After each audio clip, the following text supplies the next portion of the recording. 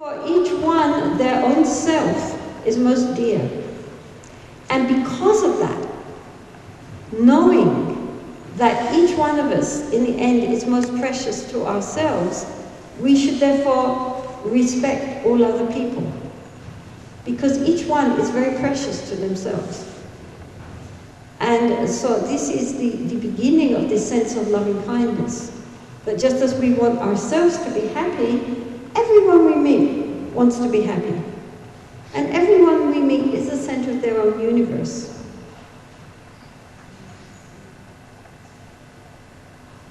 You know, sometimes people are so absorbed in themselves that almost it's like other people don't exist. And you see this especially with people who are, you know, in some ways psychiatrically disturbed. All they talk about is themselves. And if one introduces some kind of topic outside of themselves, they lose interest very quickly or try to bring it back to themselves again. Because all they see, it's like we have blinkers. And all they see is their own self-preoccupation. So, therefore, the more mentally sick we become, the more we're absorbed in ourselves and our own projections. And the more mentally healthy we become, the more we become interested in other people and are able to put our own self-absorption aside.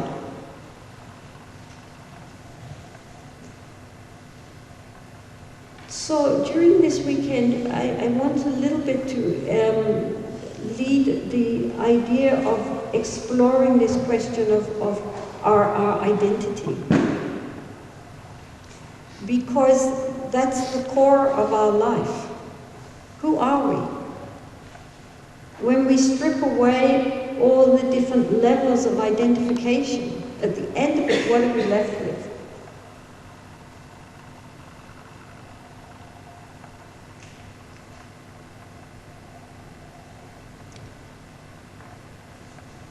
In Buddhism, usually there are two levels of practice of meditation.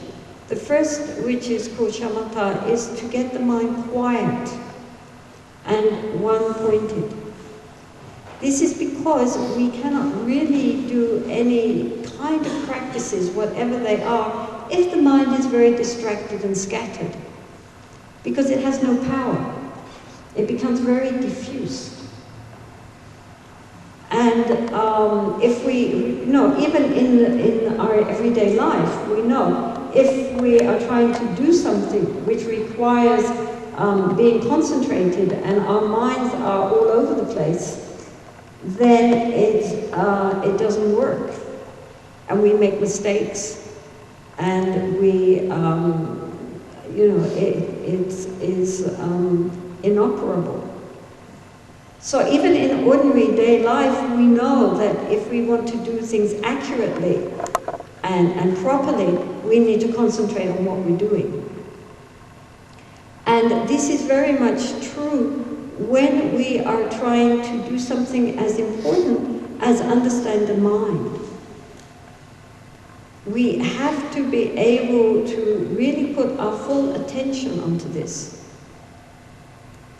So the first level is to learn how to take our attention away from the surface of the mind.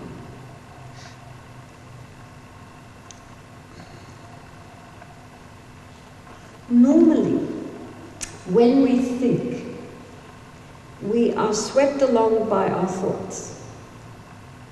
This is why we're often not really conscious of how much we are busy thinking. Because we become the thoughts. Right?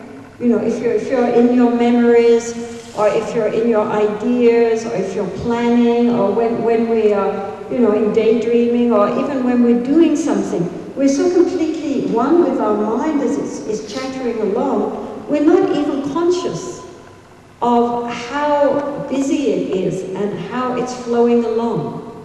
So it's compared to a waterfall. A big waterfall, if you're seeing big waterfalls, that it just gushes down.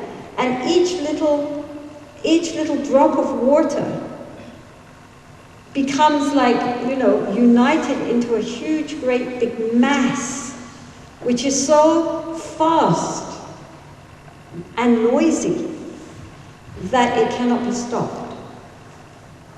And this is like our minds. Normally our minds are so busy thinking, this vast volume of thought flowing through the mind. It's like a huge waterfall just cascading down. And we're swept along with that waterfall.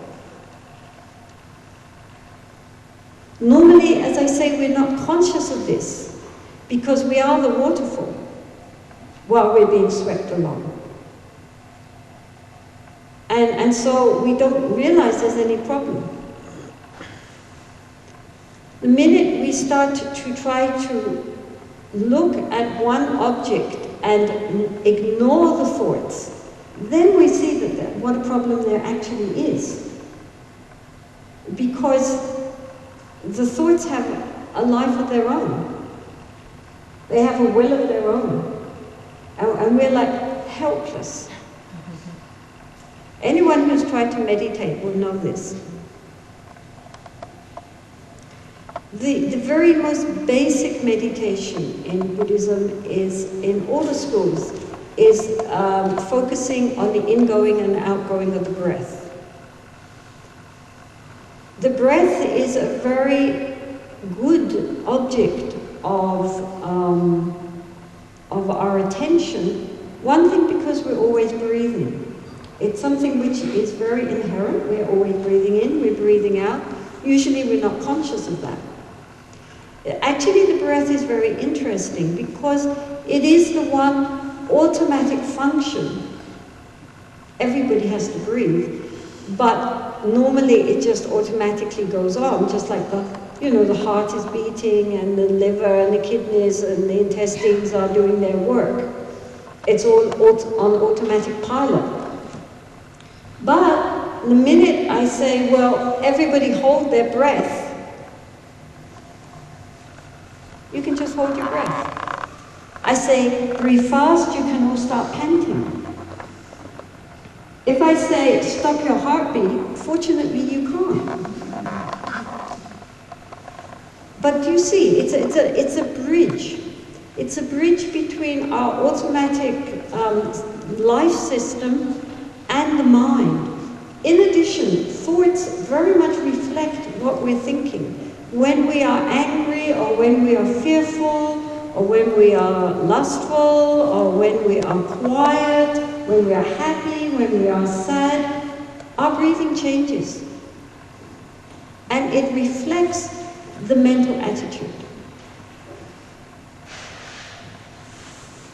It's very, very closely connected with our mind. The Tibetans say that the breath is the horse and the mind is the rider. So where one goes, the other has to follow.